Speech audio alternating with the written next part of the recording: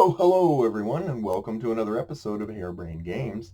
Today we're doing a special segment that I do once a year, and it's the top Christmas game recommendations for 2021.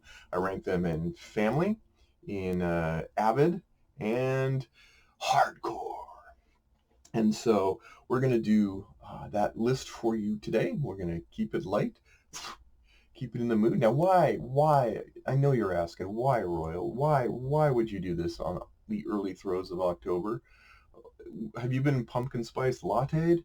No, I have not. However, it has become known to me that in this particularly odd and unusual year, in a string of odd and unusual years, there are shipping considerations this year, and so people in the know are doing their shopping early. And so this list is a little different. Rather than give you the best of in some abstract sense, I did research to find the games that right now, at the time of this video, are available for people to get, because nobody knows what's going to happen with this shipping situation.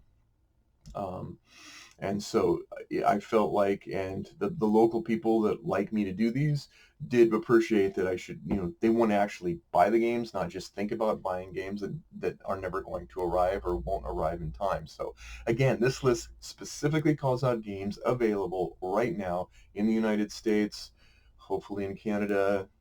No idea about Lithuania or Tasmania or Tanzania or so many countries. Anyway, all right, let's get rolling. We'll go into family casual games.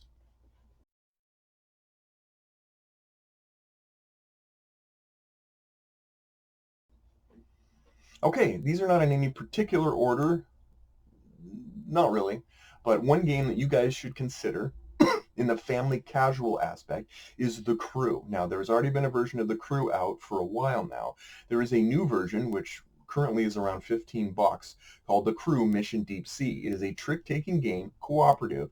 You play a series of about 50 missions, that's right, 50 or so, and you are limited in what you can communicate, and the idea is you are trying to get everyone to meet objectives by getting rid of cards, typical trick-taking games, but with a twist. It is very well received. I really enjoyed my play of it. I nominally like trick-taking games. This one really blew me away. Next, we have Summer Camp. Now, for those of you who played deck building games, Dominion, etc., this is a sort of a light-hearted game about going to camp, and you're going to earn some things at camp. You're going to earn badges, and you make your way across 3 different tracks to earn badges. It is definitely a light deck building game. So don't go into it thinking it's Dominion. But anyway, Horrified American Monsters. Now, Horrified, again, this is the second version of an existing game. It is a cooperative game with a theme about classic American movies and sort of that sort of movie monster lore. And so you're going to see some interesting things. That, again, it's cooperative. Everybody has a role to play. And as you play that role, you will be able to thwart one of several different unique monsters.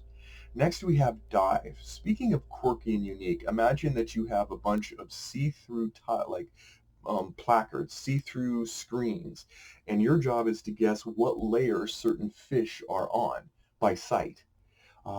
This isn't, this deep as the subject may be, this isn't something you're going to roll out and play hundreds of games of, but you probably play several games, and it's always curious to see people trying to guess. But you don't, there's sharks there, and there's other fish and stuff.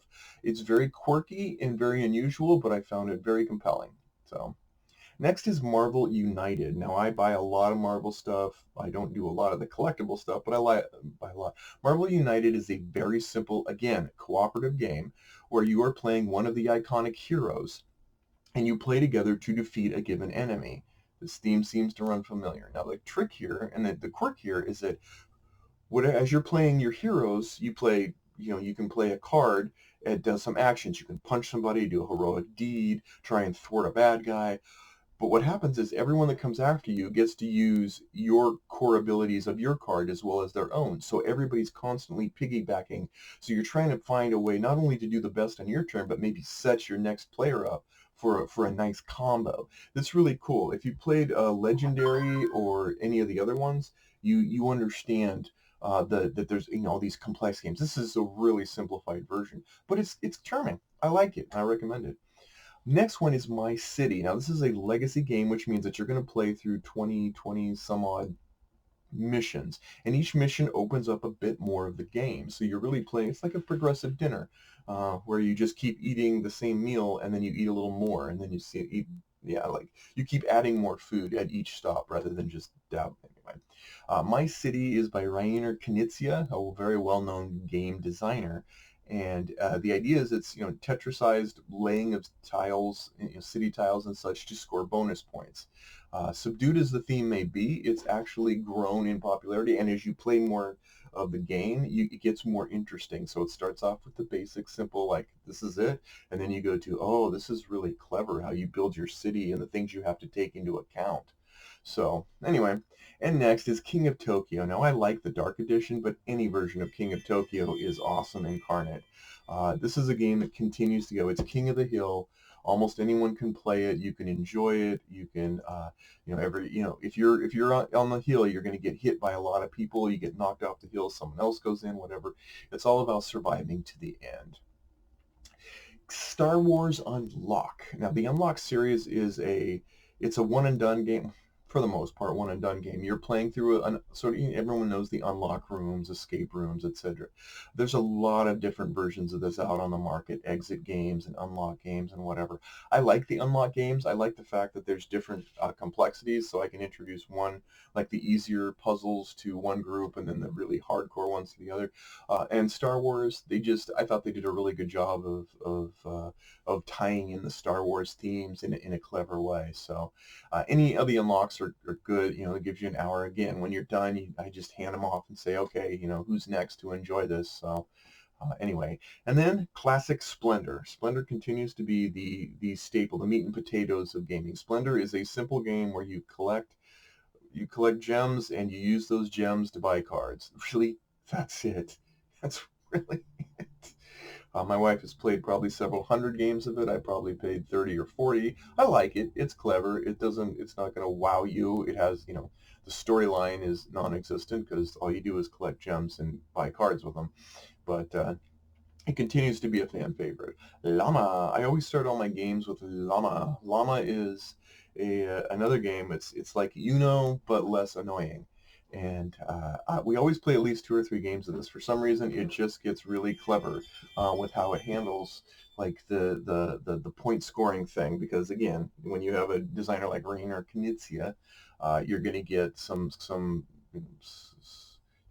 sophistication with how the game actually plays out. So then there's Point Salad. Now Point Salad is a play on words. If you're a board gamer, you know that Point Salad is kind of a hidden, it's a term for a type of game.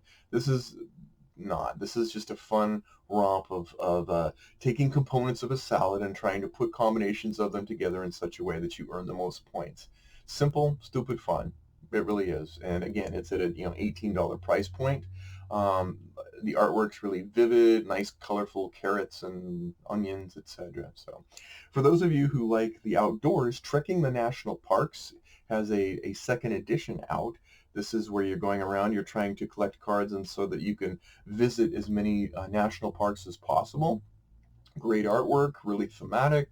Not much more to say about that. And if you want like a duel, like a one-on-one game, Air, Land, and Sea is it's a game that has 18 cards. And of those 18 cards, you would think it wouldn't be that interesting of a game, but surprise me, it did.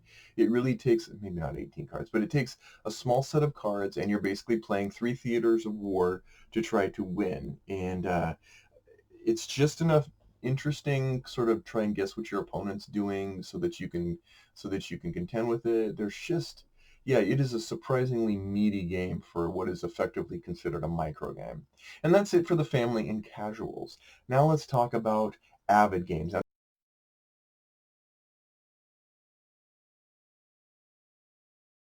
these are games, maybe you're not the guy with 1,000 board games, but you're a guy with 10 or 20, or you like to at least play the latest and greatest, or you're no stranger to picking up board games, you played Catan, etc. This is for you. The first game is Plunder, which I happen to have set up behind me. Plunder is a pirate game that is charming and simple, and it's not by any means the greatest pirate game ever made, and we all know what that one is based on my previous list of top pirate games, of which I own many of them.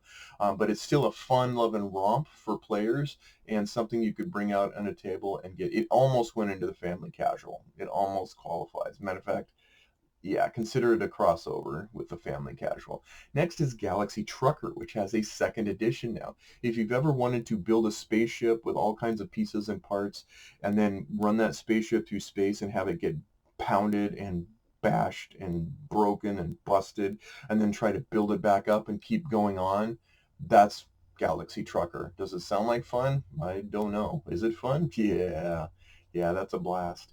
Next we have Descent. Legends of the Dark. I don't recommend this lightly. It is a fun app-driven game with a really, if you played like Diablo kind of games or dungeon crawlers on the computer, you might like this, but the price tag will probably steer you away. It's about 175 retail. Maybe you could get it for 150, 130 in the Christmas days. But if you want an immersive dungeon crawling crazy game that just goes over the top in presentation, like and you know, money is no object, right? Then give it a shot. Next we have Furnace. Furnace is the latest game that comes out. It's called an engine builder, and the premise is like it sounds dull, to be honest, but the reality is it's not. You're playing a set of cards to build up, that basically give you resources to get other cards, to build up resources, get cards, trying to get rid of your cards. It's a crazy, mixed up, boring, dull sounding game that isn't. And that, you know, I've enjoyed. Next, we have Lawyer Up. Now, there's a lot of lawyer games out there. That, you know, Sherlock Holmes Detective. There's a lot of detective kind of games. You know, Deception, Detective, City of Angels. Lawyer Up actually takes the courtroom aspect, sort of the Perry Mason, Matlock kind of vibe, and has you basically vying for winning and losing in cases. And it's clever in that you can actually play the same case more than once.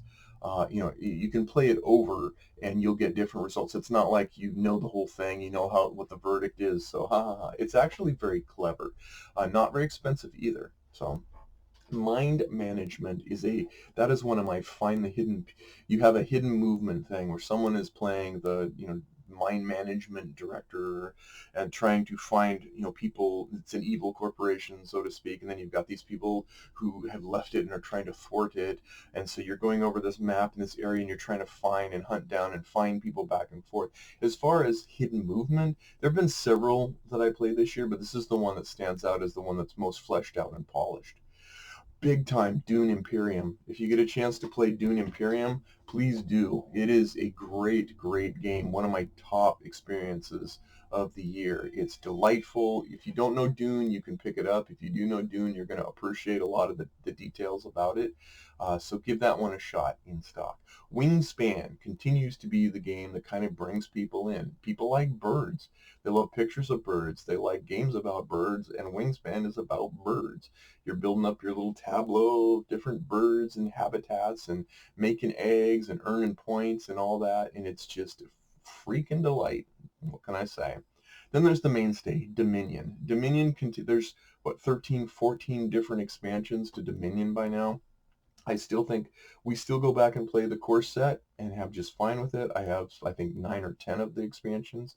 This is a game that continues to be fun and entertaining. My wife and I are so, no, like, we can play a game of it in maybe 3 minutes, because we just grab cards. Like, we know the cards so well. We know our play. We just have fun with it. I wouldn't recommend playing it in 3 minutes, but you're still going to get a lot of value out of it. So next is Isle of Cats. Not a big cat fan. Definitely not a big cat fan. But I don't mind games about cats that are good. And Isle of Cats it's not easy peasy like Cat Lady or some of the others, but it is a game. You've got Tetris pieces of cats, and you're trying to fit them on your ship so that they can, you know, sail away successfully. What could go wrong? A few things. But give that a shot if you're interested in sort of a wacky, different, you know, even if you're not a cat lover, you maybe like Tetris. I don't know. Or maybe you want the ship to sink. I don't know. Anyway. And next, there's a staple, Memoir 44. You know, for people that aren't heavily into war games with a furrowed brow and a monocle. there is still a delight. Memoir 44 is still available, still a delight, still a fun game. You've got fun, tanks and infantry going against tanks and infantry. Easy to set up. You can start off with simple missions. You can move on. You get a ton of value in the box for the price point. If you're interested in kind of a World War II fun-loving back and forth, I still highly recommend it.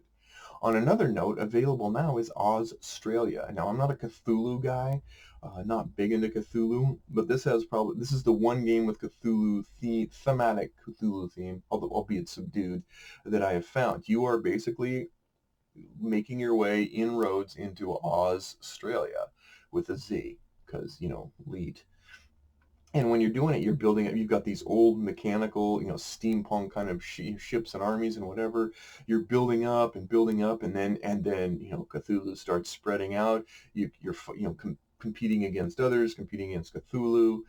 Really memorable. So, next for you MOBA players, Rum and Bones Second Tide, currently available, is basically a MOBA. 2 to 6 players. Again, you're going back and forth in your lanes on different sides. You're swarming them. You got units. It's really high production quality units, and something that if you like the MOBA kind of style and you want to see it best fleshed out in an analog fashion, well, Rum and Bones Second Tide is probably for you. Finally, we have a little game that's about 17 bucks called Innovation. Now, Innovation is a card game all about innovations. What a surprise. You are building up over the course of ages. There are different ages of innovations. You start off with the wheel and fire, and you end up with, space race and whatever. It's all about the innovations, and you're playing your cards. It's very quirky. You play cards that build on other cards that have special abilities. As you upgrade certain types of your cards, you get that obscures previous abilities you had. So you've got trade-offs. It's a constant game of trade-offs. You have icon wars. If cards have icons, the more icons you have of a certain type, the more it can sway you to be able to get the victory conditions met. Really clever game. I love it. I think it's best at 2 players. You can play 3 or 4 though. And finally, I can't not mention Scythe. Scythe is a game that at conventions, even though I've kind of played it enough that I wouldn't anymore, it continues to be this crazy popular game, still available, where you've got kind of a battle thing. It's not really a dudes on a map war game. It's just kind of a game in its own right with upgrades, and like you are planning to go forth and conquer. It's just you're not using Axis and Allies units to do it. So those are the avid games that I think people could grok if they played any of the common standard conventional games, contemporary games. Now we get to the final list, and this is the hardcore list.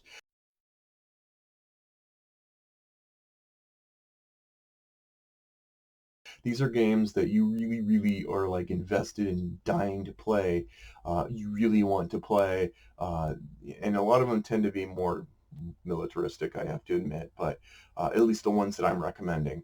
But yeah, if you're into hardcore gaming and you want games that'll tax your mind and just, or whatever, and again, you guys can categorize these however you want. My idea of what's complicated could be totally different than yours. But let's get going. Teotihuacan, City of Gods, is a game that continues to fascinate me. It has got a great solo mode. It's got a great multiplayer mode. It's just, when you look at that map, you feel like you've just been hit by a kaleidoscope of hieroglyphics. But when you start understanding it and going through it, you're like, ah, I get this. Fascinating. Gloomhaven and Jaws of the Lion, but Gloomhaven is a big box game. I think value-wise, it's probably more value than Descent Legends of the Dark right now. The advantage of Descent Legends of the Dark is that the app can always give you more campaigns. Gloomhaven, you get the campaigns, but you get like 100 campaigns. Fleshed out story, excellent combat, great way to work, ways to work together. This is, you could spend the entire year playing Gloomhaven and getting your money's worth. Then we have Imperium Classics or Imperium Legends. This is it's a card game of civilization building that is not for the faint of heart. It is not for people who want, happy civ. It is complex. It has a lot to think about. There's a lot of different inputs and outputs of this game. It is fascinating. It's absorbing every single civilization is very different in how it plays out. Just a real, if you can find it, and it's in stock, but it tends to leave stock quickly because people either like it or hate it. If they like it, they want it. So give that a shot. Bayonets and Tomahawks. I just did a review of this, and as an old style war game, it ranks in superlative terms. I gushed over it. It's about the French Indian War, but it's not. It's done approachably so that you're not going to necessarily get turned off by, like 50-page rule books or whatever. Not that I mind those. I'm just not always in the mood for those. Then we have Red Cathedral. This is a quiet, unassuming little game that doesn't look like much at first, but it's a nice throwback to an old style, old scale, old time kind of a game that really, it really is more than this, more than, yeah, it's the underdog of the year for me that's growing and growing. Now, what if you're by yourself and you just want to play a solo game? Well, my favorite game that I recommend to people is The Mission, 2,000 Years of Christianity. This is a historical simulation of the history of Christianity from the time of Christ all the way up through past the rise of Islam. And it does it, it's very, very, it's got its nose to the ground for accuracy, historical accuracy. It's not. It really does relate. It does crazy research, crazy effort put into it. It's a single player game. It takes about maybe 4 hours, depending on how well you do. Um, but it really goes through the flow in a way that I haven't seen done in other games before. It's both reverent, respectful, authentic, historically, and fair. Like it stays true to the realities, good and bad, of the history. Then we have Clash of Cultures Monumental Edition. This is a reworking of one of my favorite streamlined civilization games called Clash of Cultures. The Monumental Edition, at its higher price point, includes the original expansion that was nearly impossible to get. And it's your classic civilization, have a tech tree, move your units on the map, fight against forces and barbarians, make your way in life, build wonders, etc. It just does everything so polished that I fell in love with it. So, speaking of which, there's another one called Civilization: A New Dawn that takes a very orthogonal approach to civ building. You have almost like a treadmill of actions that you go through in this game, and it is not your build up, epic civilization. It's more, let's take civilization and make a kind of a strange amalgamation of it and a race and like I said, a treadmill of actions that grow and phase in and phase out. I really liked it. I thought the expansion actually helped a lot, but I think it takes a lot of the minutia away from civilization and makes it into something really interesting. So it is at a cheaper price point as well. So give that a shot if you're interested. Finally, we have Imperial Struggle. This is a game that this is French, French and British again, except this one's over the entire course of, like, this is on a grand global scale, and this game currently is at a crazy low price point for what you get out of it. It's intricate, it's detailed. You will play for a lot of hours to finish this game. As the French or the British, there's a ton of, oh my gosh, it's a grand masterpiece, but it requires definite investment. And finally, for those of you, like, I gotta give a shout out. This is maybe not too hardcore, but if you have a chance to get a Hunt for the Ring, there's Middle-earth Quest, there's War of the Ring, there's Battle of the Five Armies. All these games are great miniatures on a map games. Hunt for the Ring is this epic, it's hunting. Like one side, you're the Nazgul and you're hunting for Frodo. On the other side, you're going through and trying to keep him safe. And it's really, it's in depth. There's two phases to it. So you have an initial phase and then a second phase, where the initial phase has some input into the second phase where you're constantly trying to keep away. It has so many things going on for it that just imbue interesting facets. It's not a simple, like, D5, you sank my hobbit ship. No, there's a lot going on there. So give that a shot if you have a chance. And I'd play it with at least three people. Three people, because I think you're going to get the most value out of it. You could play it one-on-one, because but I don't know, like 3 to 4 players is the optimum spot. And that's it. That's my Christmas list of games, again, that are in stock. There are other ones coming out that I really hope make it that I would love to mention, and I might even do a follow-up like top 10 games I hope make it for Christmas. But these are the games in stock now to help people as they're doing Christmas lists this year locally. And if anyone not locally gets any value out of this, great. More importantly, I would love it if anybody else had some great ideas, like what go-to games you're telling your friends they should pick up for Christmas. So I would love to get more. The more games people list, the more the people nearby locally have to pick from, which is the point of this list. So thanks again. Hope to see you sometime closer to Christmas, and we'll see you next time on Harebrained Games.